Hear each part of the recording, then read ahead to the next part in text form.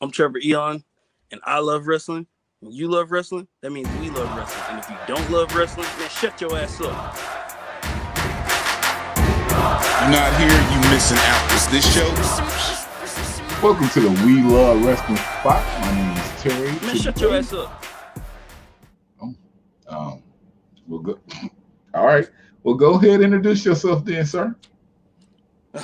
I am the Big Bat, the original Gothic Gangster, D-Mon Mega. You gotta say it like a name. I'm Trever Aeon. Welcome to the We Love Wrestling podcast. Hi. How you doing? I'm good. Trevor.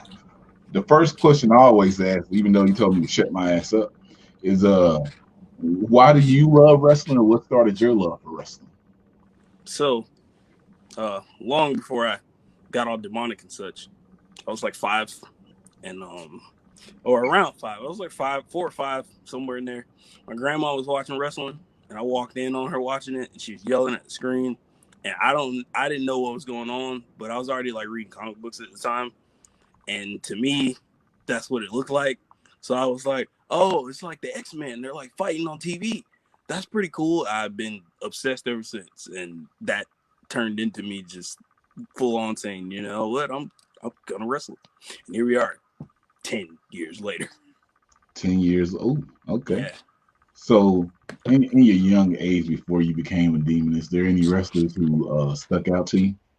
Big I think my first favorite wrestler was Sting when I was a little kid, and then I kind of grew out of that, and then it turned into like Macho Man, Jake the Snake. Who I was a big Arn Anderson fan, big Ric Flair fan when I was a kid.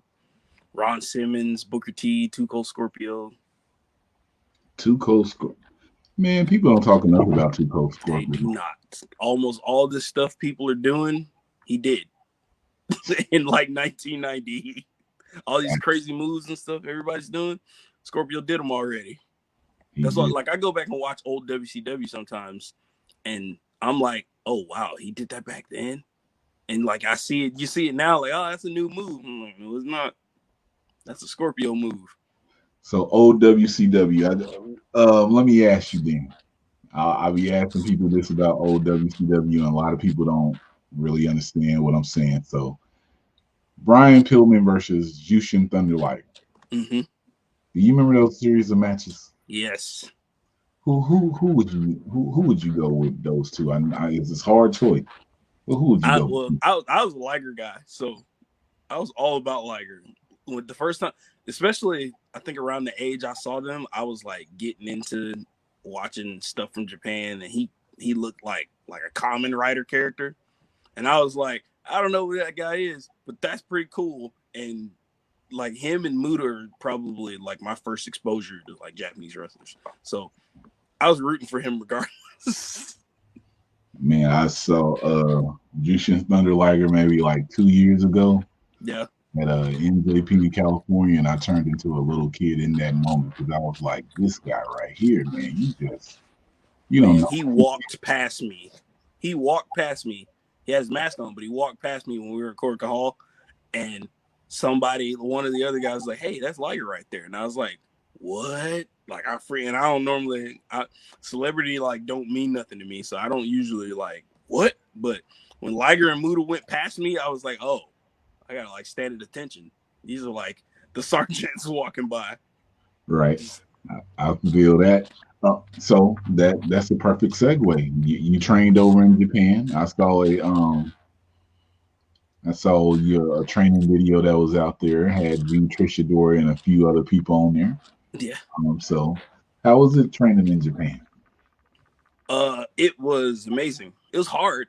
It was definitely hard, but I lucked out that my trainer, Michael Taylor, spent a lot of time at 0-1 in his career, earlier in his career, because he's still wrestling, but earlier in his career, he spent a lot of time at 0-1. So a lot of our training was already like going in that direction. So from like the day I got into wrestling, that was always like the thing. Like, look, I'm trying to get to Japan. And since we were already kind of training that way, it was a natural fit for me to go over there and do like a bajillion squats and lots of Japanese push-ups and all this grueling training to make sure that you really are fit to be a pro wrestler. I almost felt like you had to. I was like earning my way to be on the show by training so hard. That's why I tell these dudes over here all the time, like y'all don't know, y'all don't understand like how nice y'all have it that you don't really get pushed the way I feel like wrestlers should be pushed. Because I think everybody's training should be like that.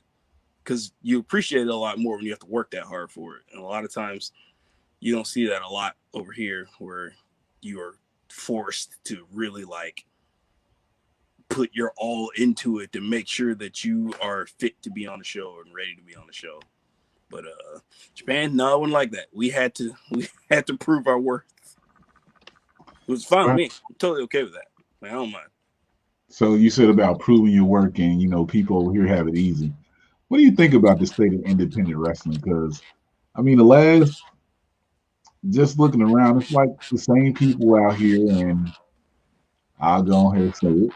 If some companies be like, "Hey, who do you want to see come to the show?" and you can give them a name, and they'll be like, we're Mm-hmm. looking at them," but then they give you somebody else. So Uh-huh.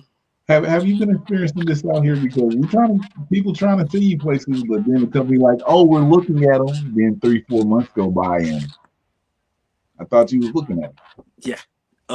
That's happened to me a lot. Like, and sometimes my name pops up where I don't think my name is gonna pop up. Like like a Beyond or something will be like, hey, we wanna who should we bring in? And then somebody will tag me, and then a few more people will tag me, and I'm like, okay, that's cool. I guess I'll reach out to because I don't like if a bunch of people tag me and I see the company saying that hey, we're looking for talent, I'm like, well, I'm not gonna wait for them to contact me. I'm just gonna do do my diligence and reach out to them myself. But it turns into waiting 3 months. Like, okay, I didn't get a response. That's weird.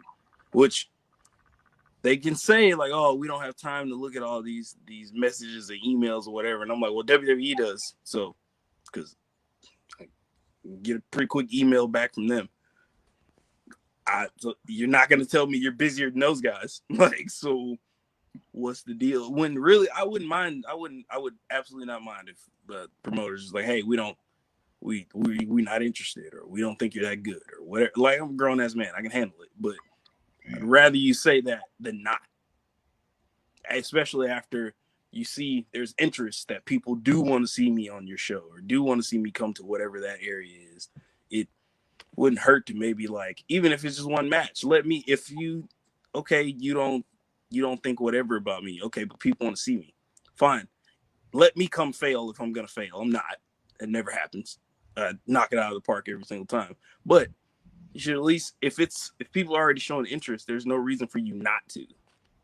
You're not losing anything because people are making it clear they want to see that. But I don't know, man. It's weird. It's really, really weird because it happens a lot. Like I see it all the time. Man, I look at it as not sugarcoating stuff. If I'm doing anything wrong in my job, just come and tell me. Don't be like, "Oh man, well, we're gonna look at you the next time." And that's what I feel like these companies is out here doing. Like, Yeah. we'll look at you, but yeah, it'll be okay. We'll get you here. Just say you don't want to show. I mean, Yeah, it's totally like, what I'm gonna do? Like, be mad? I'm just okay, that's fine. I'm gonna go somewhere else. Like, it is what it is. But for some reason, they don't want to do that. It's very strange. I don't understand. all right. So let me. So being a black wrestler coming up, who's a lot of people talking about, because your name's out here, it's like I like to think about it as a renaissance in wrestling that's happening right now. With a lot of people just speaking their mind and saying how they really feel out here, which I think is me personally. I think it's past the time for it. Yeah. Because I tell people it was last year, 2019, I should say, since this is 2021, that we bought front row seats to a show and we walked out because there was no representation or nothing that we saw like us on the show. Oh So wow. um, we was at a breaking point, and it stirred me to start putting my eyes in different places to see more things that are like what I like. Yeah. So I'm okay with my demon side. So tell me about your demon character and Let's see. how, and because I mean, you're a black wrestler, but you own your demon stuff, and a lot of people don't think those two will go together, but you put it together, and it's believable because it's you. Yeah, I I literally just take stuff that like I do in real life that I'm doing regularly, and I just find ways to incorporate it in wrestling like all the time. A lot of my gear and stuff that you see me wear to the ring is stuff that I would wear to parties here. Like it's none of it's abnormal. That's why if a lot of people say that it looks really natural what I'm doing is because I'm just being myself. Like this is how I am normally. I just get to hit people in this particular situation, whereas in real life I have to actually control myself. So, but it's very there isn't really much of a like I say character, but there's not really much of a character. I'm really just being myself and being as unhinged as I can be in a fantasy setting, as opposed to in real life where I actually have to. I can't like tell everybody to shut their ass up like all the time. Well, I mean, I probably could, but some people might call the police on me. So I popped so big when I heard you say it because I've had moments where people just saying something stupid, be like, "Man, shut your ass up," and then to hear you say it, when I saw like, "Yep, there it is." I'm all the way 100% behind this guy because this is something that I was saying is in his character. So let me. Oh, I got to go here. This random question that pops up in the spotlight sometimes if I remember it. So Rocker Stone Cold. um,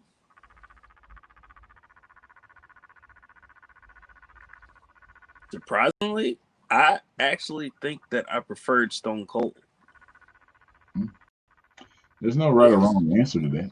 Um, Everyone's all over the place. Some people won't refuse to answer it, but we pull it out. But Stone Cold is a good choice. The Rock is a good choice. There's no wrong answer. Yeah, you kind of can't. I mean, you can't really necessarily go wrong with either of them. But like for like the kind of wrestling that I like to watch, it was much closer, like seeing Stone Cold than it was seeing The Rock. Like Stone Cold's match was like that match with Bret Hart where he's bleeding, he's got him in sharpshooter. Like that. Yeah. That's the kind of stuff I like. Okay. I'm big. I'm all about like is making it as sport centric as possible. Like to a point, obviously to a point, because there's only so far you can go with it. But I'm all about that. Like I want it to look like competition. I want it to be intense. I want us to really be look like we're really competing. So, Trevor, one of my last things I'm going to ask, because you're helping me out with a lot of stuff here. You're going to get in the city if you want to talk, which I appreciate you for that. Another thing that going on is we were talking on Twitter. You and Mr. Grimm had a title unification match. Yeah, It was a back and forth match, and then after the match, he's Grimm. He's a hitman for hire. He tried to shake your hand, and you looked at him, and you just left the ring. What's going on? see what had happened was he flipped me off first. Okay, That was a like okay respect you won but fuck you because you won. okay. I did see. I was like, oh, so it's a new year. I'll go ahead and tell you guys. I plan to bring Trevor and Grimm on so we can go over this match. And somebody needs to book this well, the company that they wrestle at need to book this second match because Yeah, ain't yeah. no way it can end like that. We definitely need to do that again.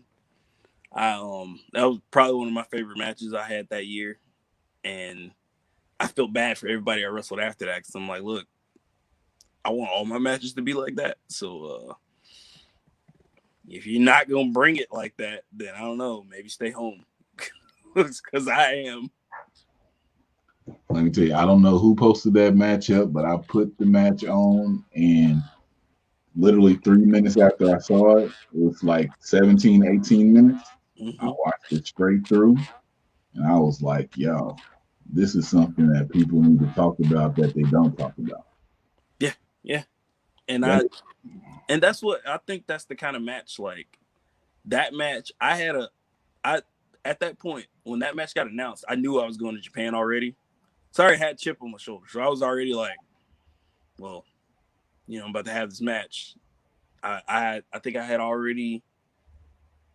I want to say I had already moved back to Georgia at that point, and was getting ready for Japan. So I was training like extra hard, and it's funny too because when I came back, I never stopped. Like so, I've been training 4 or 5 days a week, but I was just really ready to like not just show that company, but also show because I had when I moved to New York, I didn't have as easy a time jumping in up there as I thought I would because I figured like people up there would be a little more interested in like how I present myself than people in the South, and it just didn't work out for me like that. And just a lot of stuff that was supposed to happen when I moved up there didn't happen, or got changed or whatever. So I was really just on some like, okay, a whole bunch of stuff went wrong, but I got this international tour booked, and I'm making that the beginning of me being as international as often as possible. So this match, every match after that, needs to be people need to see that I ain't nothing to play with, and that's how I went into that match. So my attitude was on like super heavy when I went into that match. That's why I did everything that I could think of. I was like, nah, I'm leaving no stone unturned. I want these people to see that, oh, this dude is prepared for everything. This dude has an all around. He can do whatever he wants. Like if he wants to flip on you, he can flip on you. He can throw big dudes around. He can wrestle people to the ground. He can break limbs. He can knock people out. I was just trying to make sure everybody knew that when it comes to the competition in the ring, I can do everything. And I'm a match for anybody, as opposed just because I'm not like a popular guy or like the dude with the clout or whatever don't mean nothing. And I feel like we accomplished that in that match. you definitely accomplished that in that match. And Grim, when he came on, he put you over, and I was like, well, everyone puts you over that I talk to. People who are known in Oh, New York put you over. Nicole, she says hi. She puts you over. She has to go to work. Um, the Pretty Heels put you over. And I was like, I felt ashamed because I was like, I haven't heard of this name. Um, I think I heard of your name in like January. And I was like, oh, so what I usually do, someone tell me about a wrestler, like you surely should check him out.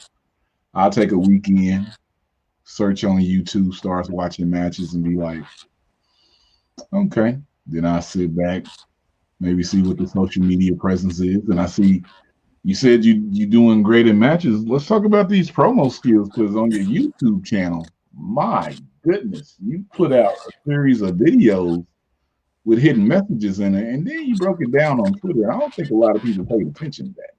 yeah, yeah. And I'll be real. Like I just be doing that because I want to. Oh, It makes me happy, okay. and I'll lay it out for people later.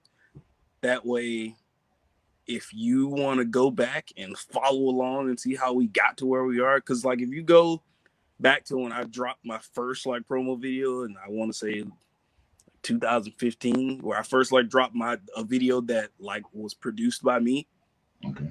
I started a long form like narrative that I've been telling ever since, and they're labeled, they're numbered. Like you know what they go to and why. You can literally watch me transform into where I am now. And if you keep watching it, you'll see where I'm going because I'm not done. Like I have a lot because if I get bored. So I just I just like to do stuff. The final formation, you Yeah. gonna keep transforming. I love to see it. And it's a little more interesting because even like if let's say I got signed somewhere tomorrow, well that YouTube channel's still there. Like you can literally watch this whole journey to how I end up at wherever I end up. Well, let's go into this since you just said about your YouTube channel. We are going to do what we call our put yourself over moment.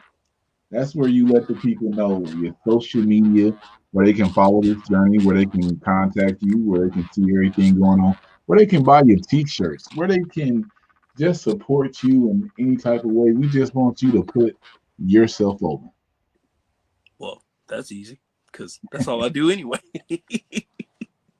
But yeah, I'm super easy to find because my name is the same on everything: Facebook, Twitter, Instagram, YouTube.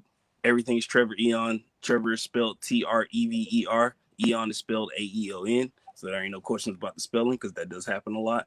I also have a Teespring, teespring.com/Trever Aeon. There's t-shirts, there's masks, there's even a Shut Your Ass Up mask that I don't have one of myself that I should probably order. What am I leaving out? My wife and I do horror movie reviews. We talk about goth subculture. We talk about random whatever comes up that maybe be a social issue or something that we want to talk about on her YouTube channel. Baby, what's your YouTube channel? YouTube.com/Sharon Paris with 2 R's. Our little horror movie thing / goth subculture music thing is called Monster Thoughts. We update it pretty regularly. You get to see us have fun messing with each other and talking about whatever we just watched, because a lot of times we'll watch a movie and be like, oh, that movie made a good video, let's watch it later. So yeah, we keep super active in hell.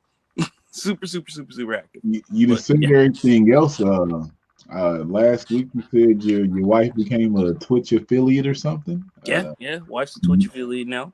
Give that information out so she can keep getting those subscribers and followers. What your Twitch is, baby? Twitch.tv/writing vampires. Twitch.tv/writing vampires, because she writes books about vampires. She joined the Twitch team called the Monster Squad. And she's an ambassador for the Haunted House. It's a horror community. I don't know what none of that means, but it's for streamers, because I don't know nothing about streaming. I just know how to kick people.